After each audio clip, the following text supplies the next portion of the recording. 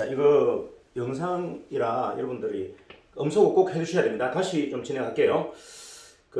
어제 굉장히 큰 분들이 많이 오셨어요. 뭐 기업체를 크게 하는 분, 방판회사 대표, 뭐 이런 분들, 이거 굵직굵직한 분들이 오셔서 우리 비즈니스를 보고 어떻게 보통 평가를 하냐면 너무 압도적이다, 너무 매력 있다는 이야기를 해요. 이런 이제 피드백을 이제 우리 본사에 있는 핵심 몇몇 분들만 지금 받고 있다는 것이 좀 안타까운 거죠. 여러분들이 왜 나는 내 영역에 있는 사람들하고의 관계에서 이런 압도적인 평가나 이런 피드백을 못 받을까라고 이제 우리가 정리해 보면 어떤 내가 너무 둔탁하고 너무 무거운 것 같아요. 제가 이제 여러분들이 활동하실 때 이렇게 쭉 보시면 필요 이상의 에너지가 너무 많이 들어가는 것 같고 가볍지가 않아요. 이렇게 편안하게 퉁퉁퉁 튀면서 퉁퉁퉁 던져야 되는데 굉장히 묵직묵직하게 여러분들이 움직이십니다. 이러면 에너지만 계속 소모되고 실질적인 결과는 일어나지 않아요. 이제 그런 거에 대한 전반적인 정리를 오늘 좀 제가 해드리겠습니다. 자, 세상의 변혁은 호기심과 관찰력으로부터다. 저는 뭐 이렇게 확실하게 자부합니다. 유달리 제가 일반인들보다는 호기심이 좀 많고 관찰력이 좀 뛰어난 편이에요. 이런 것들이 세상의 변혁의 가장 중요한 원동력이다, 뭐 이렇게 보는 거죠. 그럼 과연 그러면 세상에 대한 어떤 이런 관찰이나 호기심이라는 게 뭐 때문에 생길까요? 사실은 관심에서 일어나는 거죠. 관심. 세상에 바라보는 관점이 그냥 배타적이지 않는 거죠. 이타적인 거죠. 다양하게 일어나는 사건들에 대해서 이게 남의 이야기가 아니라 내 얘기가 될 수 있다고 생각하고 계속 그 사건들과 소통하다 보면 나도 모르게 이제 그런 사건들에 대한 문제점들이 굉장히 빠르게 정리됩니다. 자, 이런 거죠. 우리가 이제 계속 지금 우리 양자에서 상부성의 원리 얘기하잖아요. 서로 다른 거에 대한 어떤 이런 융합, 다른 것, 서로 상호 보완에 대한 어떤 에너지를 이야기하는데, 이런 것들이 계속 습관적으로 여러분들이 뭔가 융화하려고 하고 다른 것을 관찰하면서 계속 호기심을 가지고 보다 보면 이제 이런 것들을 수용하는 능력이 굉장히 빨라져요.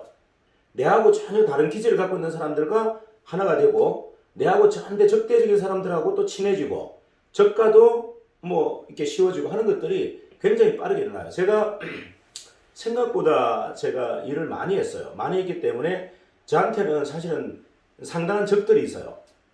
뭐 적들이라면 이런 거죠. 당신 믿고 내가 투자했는데 나 이 손해봤다, 뭐 책임져라, 뭐 이런 것들이잖아요. 그죠? 우리가 이제 앞선 일을 하다 보면 이제 그런 것들에 대한 컴플레인이 있어요. 근데 저는 비교적 그런 게 좀 적은 편이에요. 사실은 굉장히 큰 규모의 투자를 했고 투자 운영을 했고 투자에 대한 근유도 했어요.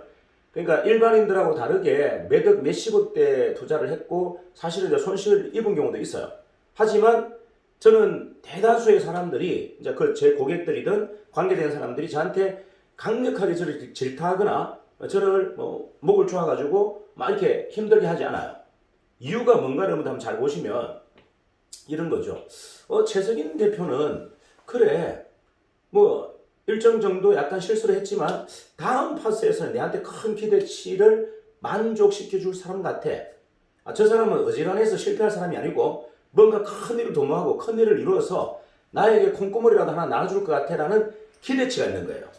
이게 가장 중요합니다. 여러분들 이제 뭐냐면 사람에게, 상대에게 내가 기대치가 무너져 있지 않다. 그 상대가 나를 바라보는 관점이 저 사람은 뭔가 해낼 거야, 저 사람은 뭔가를 이룰 사람이야, 저 사람하고의 내가 관계를 나쁘게 하면 안 돼라는 생각을 갖게 하는 거, 이거 굉장히 중요해요. 그래서 제가 이제 항상 이야기하는 게 있죠. 우리가 늘 강력한 비전을 가지고 있고 내 삶이 비전적이어야 된다는 이유는 뭐냐면 여러분의 관계선에 있는 사람들이 여러분들을 실망하고 떠날 수 있다는 겁니다. 그들이 떠나지 않고 여전히 기대를 갖게 하는 것은 나의 강력한 확고한 신념과 미래를 개척하고자 하는 어떤 강력한 의지들인 거죠. 미래 시장을 저 사람은 개척해낼 수 있겠구나라는 확신이 있을 때는 그에 대한 기대치가 무너지지 않아요. 근데 대다수 그의 낯빛이 흐려집니다. 말투도 힘이 없어요. 그리고 행동도 뭔가 묵직해요. 이럴 때는 저 친구 이제 맛이 갔구나, 더 이상 기대할 수 없구나, 이럴 때 여러분들 발목을 쪼는 겁니다. 목을 쪼는 거죠. 자, 비즈니스는요 서로가 누구에게 상처를 주고 상처를 받고 하는 게 없습니다. 다 서로가 상호 봉안에 의해서 움직입니다. 누가 이익을 입고 누가 뭐 피해를 주고 이런 게 아니잖아요. 관계선에 있어서 이해 충돌인 거죠. 내가 기대했던 것만큼 결과가 안 나왔을 때 당연히 뭔가 문제를 다른 사람한테 야기하고 싶은 것이 인간의 본능이에요. 자, 내가 처음에 할 때는 그냥 좋은 마음으로 같이 했어.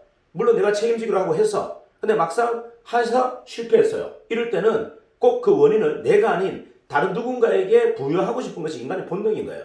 그래서 네가 소개했잖아. 야, 거꾸로 얘기해요. 네가 책임진다 했잖아. 나는 책임 못 진다고 했잖아. 투자는 절대 내가 책임지는 게 아니야. 네가 책임지는 거야 라고 했는데 네가 군유했잖아. 이게 말이 안 되죠. 하지만 인간은 그런 욕구가 있어요. 내가 어떤 문제가 생겼을 때 남에게 자꾸 미루고 싶고 물귀신처럼 남의 발목을 잡고 싶은 욕구가 있다는 거죠. 자, 이랬을 때 그 당사자가 뭔가 기대치가 있어. 굉장히 성장하고 발전할 사람 같아요. 그러면 절대 발목 못 잡습니다. 그 사람이 희망도 없고 우울해하고 얼굴이 낯빛이 이미 어두워졌고 가능성이 1도 없을 때 그의 목을 쪼는 거예요. 자, 이게 세상의 진리다. 내가 여전히 비전이 있고 내가 여전히 도전을 하고 있으면요, 세상에 어떤 사람도 나로 인해서 피해자가 일어나지 않습니다. 그 나로 인해서 일어난 피해는 그건 사실은 상대적인 거예요. 직접적인 피해가 아니잖아요. 그냥 상대적으로 그냥 면피하고 싶은 거예요. 누군가한테 책임을 전가하고 싶은 거예요. 근데 그가 굉장히 에너지를 가지고 뭔가 도전하고 있어. 이럴 때는 함부로 그에게 책임을 전가할 수가 없어요. 왜? 잘 보이고 싶거든요. 이게 인간의 본능이다. 자, 그렇다면 우리가 왜 건강한 사고를 가지고 끊임없이 도전해야 되는지를 제가 말씀드리는 거예요. 자, 내가 처해 있는 여건이 힘들다고 해서 내가 의기소침하거나 낯빛이 흐려졌을 때는 여러분들을 집어삼키려고 하는 수많은 악의들이 붙습니다.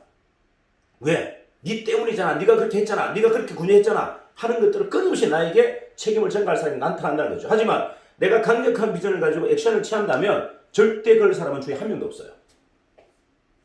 물론 저도 이렇게 저한테 이제 저도 채무가 있죠. 채무가. 채권자가 있겠죠. 채권자가 저를 괴롭히는 경우도 있죠. 자, 있는데 그들이 함부로 저를 강력하게 괴롭히지 않는 이유는 뭐다? 최승희가 꼭 뭔가 일을 해낼 것 같아. 야, 몇 천만 원, 몇 억 받는 게 중요한 게 아니고 나중에 최승희가 잘 됐을 때 내가 콩고물이라도 하나 얻어야 되겠다는 생각이 더 크기 때문에 그렇게 강력하게 저한테 문제 제기를 하지 않는 거예요. 자, 그래서 우리는 우리 삶에서 당당하고 강력해야 될 이유는 바로 그런 것들입니다. 여러분들이 약해지거나 여러분들이 낯빛이 흐려지면요, 주위에 상냥이들이, 이립대들이 강력하게 여러분들 물게 돼 있어요. 하지만 내가 꿋꿋하고 강력한 에너지를 계속 발산할 때는 주위 사람들이 굉장히 고요해집니다. 이게 상대적인 원리예요. 자, 그러면 이렇게 볼게요. 자, 사람의 행동과 움직임을 여러분들 어떻게 봐야 되냐면 에너지로만 한번 보세요. 자, 사람의 행동과 움직임을 물어봐라. 상으로 보지 말고 에너지로 한번 보세요. 자, 세상은 진동과 파동만이 답이다. 제가 얘기했죠? 사람은 좋은 에너지를 냅니다. 강력한 에너지도 냅니다. 밝은 빛도 냅니다. 제가 예전부터 계속 여러분에게 강조했던 이 멘트가 하나 있었어요. 세상은 모든 것이 에너지와 빛으로만 존재한다라고 제가 계속 얘기했잖아요. 자, 에너지의 크기와 에너지의 작기, 크기, 그 다음에 빛의 밝기로만 존재한다. 자, 이렇게 여러분들이 상대를 보거나 사람을 보고 사건을 보면은요, 세상이 굉장히 가벼워져요. 근데 이거를 하나의 상으로 자꾸 보시면 굉장히 무거워집니다. 자, 사건 중심이 아니라, 오늘 저분이 굉장히 좋은 에너지를 갖고 있구나. 굉장히 밝은 빛을 내네? 이렇게 되면은요, 내가 저항감이 없고 부담감이 없어요. 그런데 저 사람 왜 저렇게 인상을 쓰고 있지? 내가 싫은가? 내가 못마땅한가? 이렇게 생각하면은요, 온몸이 경직이 됩니다.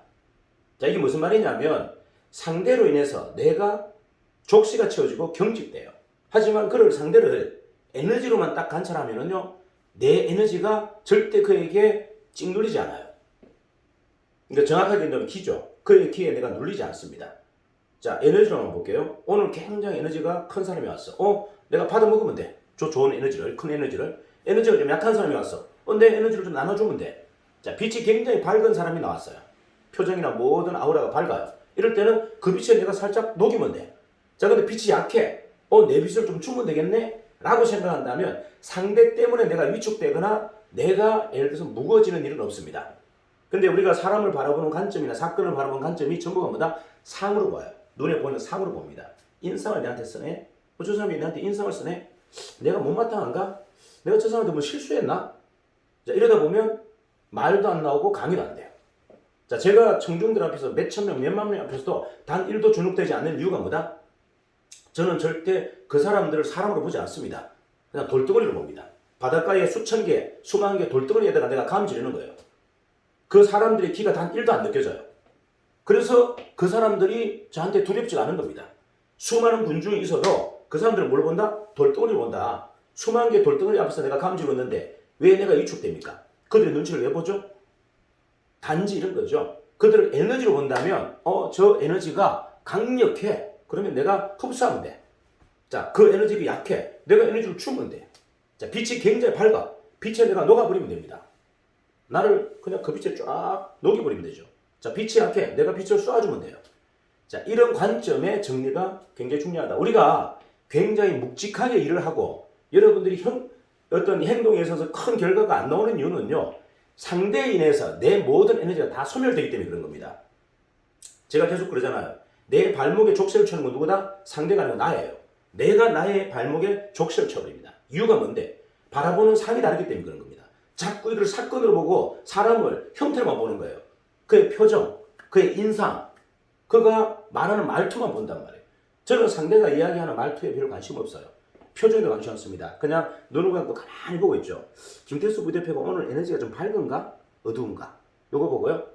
저분이 내는 오늘 빛이 좀 밝은가? 어두운가? 에너지가 큰가? 작은가? 봅니다. 아, 그러면 에너지가 좀 약해. 그러면 제가 밥 한 개 사주면서 격려하면 되네. 자, 에너지가 강해. 아, 그러면 내가 오늘 할 일 없네. 김태수 부대표한테 다 믿기면 되네. 이렇게 생각하는 거예요. 그러니까 상대적 충돌이 일어날 게 없는 겁니다. 자, 사건이 아니라 사람이나 사건을 뭘로 봐라? 에너지와 파동, 빛의 밝기로 보시면요. 너무 쉬워요. 세상 모든 것이. 뭐 이거는 제가 수십 년 전부터 썼던 방법이라 여러분에게 한번 권유 드립니다. 자, 사람에 대한 기대는 에너지가 살았을 때 가장 큽니다. 여러분들 누가 이렇게 왔을 때 있잖아요. 누군가 이렇게 딱 만났을 때 그에 대한 기대가 강하다는 것은 그의 표정이 굉장히 밝을 때 이럴 때 기대치가 가장 큽니다. 근데 표정이 어둡고 이거러져 있고 말투에 힘이 없으면요. 어떤 누구에게도 기대치를 갖지 않습니다. 그래서 우리가 당당하고 강력한 에너지를 발산해야 될 이유가 바로 그런 거예요. 왜? 우리는 비즈니스를 하는 사람이잖아요. 누군가가 우리가 만나서 비즈니스를 하는데 비즈니스 하는 사람이 에너지가 밝지 않고 표정이 밝지 않아. 이거는 비즈니스가 안 되는 가장 큰 원인입니다.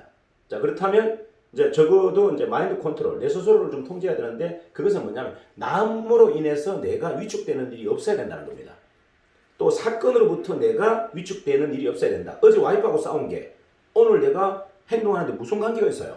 그냥 어제 와이프하고 싸운 걸로 끝나는 거지.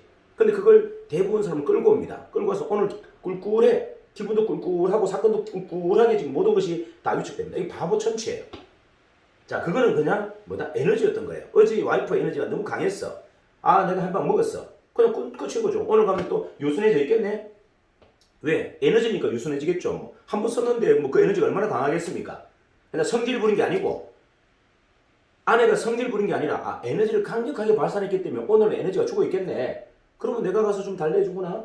내가 에너지가 충전되어 있으니까 한 번 더 내가 뭐 제압하거나 이렇게 하면 되는 거예요. 세상이 에너지로만 이렇게 여러분들 보시면 되게 재밌어요. 서로가 에너지가 약할 때는 받아먹고 에너지가 남을 때는 주고 빛이 약할 때는 받고 강하면 쏴주고 이게 서로 상호 보완의 바로 원리 우수 최상의 원리의 상부성의 원리입니다. 이거를 여러분들이 이제 생활 속에서 좀 실천했으면 좋겠다. 자가 충전, 스스로가 에너지를 계속 충전할 수 있는 그러니까 상대와 비즈니스를 하면서 저는 계속 힘이 생겨요. 되게 재밌는 건 뭐냐면 저는 이렇게 현장에 가서 상대하고 이렇게 막 비즈니스 하다 보면 거절도 받고 뭐 모멸감도 느끼고 하죠. 저는 그때 힘이 생겨요. 강력한 에너지가 충전됩니다. 대다수 사람들은 막 그렇게 되면 멘탈이 매몰되죠. 이거 도대체 해야 되나 말아야 되나? 내가 이렇게 쪽팔리면서 이런 자존감까지 무너지면서 해야 되나? 이게 일반적인 사람이라면 저는 강력한 컴플레인이 들어오거나 강력한 저항이 들어올 때 이걸 에너지로 그냥 충전해버립니다. 그래서 더 강력해지죠. 그래서 오히려 거절을 맡을수록 땡땡해집니다. 땅땅해지고 힘이 막 꽉꽉 넘치죠. 왜? 충전이니까. 제 몸은 충전기거든요. 빛을 충전하고 에너지를 충전하는 충전기이기 때문에 제가 전기차예요. 전기차. 그냥 자가전기. 그러니까 저서로도 충전하지만 상대의 이 컴프레, 상대의 어떤 이런 조롱 이런 것들도 저한테 보다 에너지로 충전되더라. 이게 상보성의 원리입니다. 한번 여러분들도 한번 좀 활용해 보시면 좋겠고요. 우리가 왜 온몸이 무겁고 왜 행동이 잘 안 나오는지에 대한 걸 정리해 드리고 있는 겁니다. 그 세상의 모든 것이 에너지의 크기와 빛의 밝기로 본다면 정말 세상은 쉬워집니다. 자, 세상이 꼬여 보이는 것은요, 문제를 푸는 방식을 모르기 때문입니다. 자, 여러분들 보시면 세상이 왠지 좀 꼬여 보이는 사람들이 많아요. 이게 뭔가 이상해. 내한테는 이게 뭐죠? 머피의 법칙이죠. 머피의 법칙. 뭔가 안 되는 일만 계속 나와. 이거는 세상을 꼬여 보이기 때문에 그런 거예요. 자, 세상은 너무 아름다운데 왜 자꾸 세상이 꼬여 보일까요? 문제가 안 풀리기 때문에. 문제가 안 풀리기 때문에 세상이 자꾸 꼬여 보이는 겁니다. 자, 볼게요. 문제를 왜 못 풀까요? 문제를 왜 못 풀죠? 아니, 숙제를 준 사람도 없는데 숙제를 왜 어렵게 풉니까? 내가 늘 문제를 주고 내가 문제를 늘 푸는 사람이면요, 문제는 너무 쉬워요. 근데 여러분들이 살면서 내 자신에게 얼마나 많은 문제를 줘봤느냐 한번 생각해 보셔야 돼요. 저는 아마 제 자신에게 숙제를 하루에 한 100개씩 주는 것 같아요. 그리고 굉장히 쉽게 풉니다. 푸니까 남이 준 숙제는 뭐 숙제 같지도 않은 거죠. 제가 제 자신에게 숙제를 주고 숙제를 많이 풀어보기 때문에 상대가 저한테 주는 숙제가 그렇게 가혹하지가 않아요. 저는 저 자신한테 굉장히 가혹한 숙제를 많이 주거든요. 이게 이제 늘 잘 푸는 훈련이 돼 있다 보니까 이제 세상이 꼬여 보이지 않는 거죠. 저 사건 아무것도 아닌데? 저거, 그래, 에너지야. 저거 에너지가 왜, 한 사람이 저렇게 에너지가 밝고, 한 사람이 왜 저렇게 에너지가 약하지? 이렇게 보는 거예요. 아, 저 사람이 에너지가 약하구나. 이렇게 보는 거죠. 자, 부정적인 에너지는요, 일반 긍정적인 에너지보다 100배가 더 강합니다. 자, 부정적인 에너지는 긍정적인 에너지보다 100배가 더 강해요. 그래서 여러분들이 마음속에 씨앗이, 부정적 씨앗이 단 1도 있으면 안 된다는 이유가 그냥 공든탑이 한 방에 무너집니다. 여러분이 아무리 좋은 생각을 가지고 있고 좋은 에너지를 발산하다가도 부정적인 생각을 딱 한 번 하는 순간 과거의 그 엄청난 영광과 모든 것이 모멸돼, 소멸돼 버립니다. 그래서 저는 이제 이런 거죠. 저는 부정적인 건 사실 거의 없어요. 부정적으로 생각해 본 적은 평생 없는 것 같아요. 사람에 대해서도, 사건에 대해서도, 일에 대해서도 항상 긍정적이고 희망적이죠. 남이 좀 조롱할 정도로 너무 지나치게 기대적이고 희망적이에요. 그건 뭐다? 에너지를 믿기 때문에 그런 겁니다. 내가 세상의 에너지를 바꿀 수 있다는 믿음이 있기 때문에 저는 부정적인 생각이 1도 없습니다. 내가 좋게 발산하는 이 에너지가 세상을 변화하고 세상을 밝힐 것이라는 걸 믿기 때문에 전혀 두려움도 없고 어려움도 없어요. 그래서 여러분들이 한번 내 안에 부정적인 씨앗이 있는지 없는지를 한번 보셔야 돼요. 이것도 관찰력이에요. 사건을 바라보는 관찰력, 나 자신을 바라보는 관찰력, 내 자신을 바라보는 관찰력이 이 명상이잖아요. 그죠? 여러분 스스로를 계속 한번 관찰해 보세요. 과연 내 마음속 뿌리에 부정적 씨앗이 있는지 있다면 빨리, 잡초가 되기 전에 빨리 씨앗일 때 빨리 뽑아내야 됩니다. 그리고 항상 긍정적인 모멘텀으로 여러분들 세상을 좀 다시 한번 봐야 된다. 자, 다시 이제 마무리 정리한다면 이거예요. 나와 상대를 절대 상으로 보지 마라. 사건으로 보지 말라는 겁니다. 그냥 오로지 에너지로만 보자. 그러면 여러분 세상은 굉장히 가벼워지고 빨라지고 문제 해결은 능숙해집니다. 그리고 상대에게 내가 기대가 되는 사람이 되려면요, 여러분들은 에너지가 빵빵해야 돼요. 그리고 빛이 밝아야 됩니다. 이 빛이 어두워지고 에너지가 약해지는 순간 그들은 이리떼처럼 내 목을 물게 되어 있습니다. 자, 그게 그들이 피해가 입어서가 아니에요. 피해를 입었든 안 입었든 관계없어요. 세상의 진리는 그래요. 세상의 진리는요, 낯빛이 어두워진 사람을 공격하게 되어 있습니다. 그리고 희망이 사라진 사람을 공격하게 되어 있어요. 이걸 믿으세요. 세상이 어떤 이 구조를 갖고 있냐면 강력한 에너지를 발산하고 강력한 빛을 내는 사람을 절대 저항할 수가 없어요. 그를 이길 수가 없기 때문에 적이 생기지 않습니다. 하지만 내가 낯빛이 어두워지고 그리고 내가 에너지가 떨어질 때 누군가가 내 발목을 잡고 내 목을 물게 돼 있다. 이게 세상의 진리다. 그 사회의 선순환 구조를 만들려면 여러분들이 밝아져야 되고 에너지가 강력해야 됩니다. 자, 그러기 위해서는 우리가 이 퀀텀을 온몸으로 녹여서 받아들여야 돼요. 자, 파동 에너지, 진동 에너지. 제가 오늘 아침에 이제 드린 문장이 있죠. 제가 계속 이제 강의 속에서도 이야기하는 것 중에 인체가 이 건강한 세포가 암으로 전이되는 이유가 이 갖고 있는 양전하와 음전하가 이 막이 있어요. 벽에 전류가 약할 때 일어난다고 했죠. 전류가. 보통은 70에서 90mV입니다. 근데 이게 이제 30이 떨어지고 15가 떨어지면 이게 암세포로 전이됩니다. 그 말은 우리 인체는 강력한 자가 발전, 자가 전기를 원하고 있다는 거예요. 그러니까 자가 충전이 되지 않고서는 자연의 에너지, 결국은 이거죠. 자연의 전기가 우리 몸이 필요한 에너지. 인공적인 전기가 우리가 지금 쓰고 있는 전기예요. 자, 인공적인 전기로 가지고 우리를 취하면 안 돼요. 근데 여러분들 지금 보시게 되면 대부분 치료법이 우리 몸이 전도체이고 강력한 전자가 필요하고 그 다음에 전압이 부족하다는 걸 알아요. 그래서 대부분 쓰는 방식이 뭐다? 고주파, 뭐 저주파. 이게 인공적인 전기를 넣으려고 그러죠. 이거는 몸에 유해합니다. 유해한 게 아니고 유해하죠. 자, 그런데 자연의 전기는요, 우리 몸이 꼭 필요한 전기예요. 자연의 전기가 바로 우리가 얘기하는 양자 퀀텀입니다. 퀀텀. 퀀텀은 자연의 전기예요. 우리가 인공적인 전기를 넣을 수는 없잖아요. 우리 몸은 전도체고 우리 몸은 강력하게 자가 발전을 필요로 하는데 자가 발전이 다 떨어졌습니다. 그렇다면 외부로부터 충전을 받아야 되는데 이게 뭐다? 자연의 전기, 바로 퀀텀이에요. 자, 이거를 우리가 응용하고 있고 이걸 활용하고 있다. 이거는 사실은 이 시대의 기적 같아요. 제가 몹시도 흥분되어 있는 것은 이런 것들이죠. 자, 많은 것을 공부하고 많은 것을 고민해 봤는데 잘 풀리지 않는 답들이 이 양자역학에서 거의 대부분 풀렸고요. 그리고 어떤 대체의학에서 많은 것들을 고민했습니다. 현대 양학으로 안 되는 것들을 어떻게 하면 민간요법으로 좀 개선해 볼까라는 것들에 대한 숙제도 양자의학으로서 거의 대부분 풀렸어요. 자, 그리고 인체를 가만히 관찰해 보니까 이 인체는 진동과 파장이 필요한데 이 진동과 파장, 자가 발전을 해야 되는데 자가 발전이 안 돼. 그 외부 충전에 의해서 몸을 회복해야 되는데 약한 전기, 약한 전력을 외부 충전을 통해서 해야 되는데 외부 충전을 통해서 할 수 있는 방법을 몰랐어요. 근데 우리는 그걸 알았습니다. 그게 퀀텀인 거야. 퀀텀의 전사를 통해서 이제 자가 발전이 안 되는 이 몸을 외부 충전을 통해서 회복할 수 있다. 자, 이 진리를 알았다. 이 진리를 알았는데 이걸 내가 안 쓴다? 이거 말이 안 되는 거죠. 우리가 영리 활동이 아니어도 이 진리는 누군가에게 안내해야 되겠다가 제 신념인 겁니다. 지금 우리 회사는 되게 엘리트군이 많아요. 제가 의도적인 거죠. 좀 엘리트군들을 많이 영입하려고 애를 썼던 겁니다. 단순한 분들보다 좀 세상에 대한 고민이 좀 깊고 학식이 있고 그 다음에 이제 통찰력이 있는 분들을 지금 많이 제가 영입을 했어요. 자, 그분들이 지금까지는 가맹사업이나 이런 튀김기 사업에서는 맥은 못 추더라고요. 뭐 결과를 못 내. 그리고 힘을 못 쓰더라고요. 근데 최근에 보니까 그런 분들이 우리 이렇게 바이오 사업부에서 엄청난 에너지를 쓰고 있습니다. 이유가 뭐다? 본인이 지금까지 갈구하고 있던 여러 가지 진리적인 어떤 이런 탐닉들이 있었잖아요.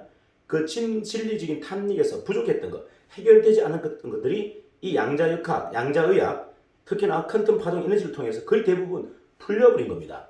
자, 풀리다 보니 굳이 이게 비즈니스가 아니어도 해야 될 일이라고 규정이 되어버린 거예요.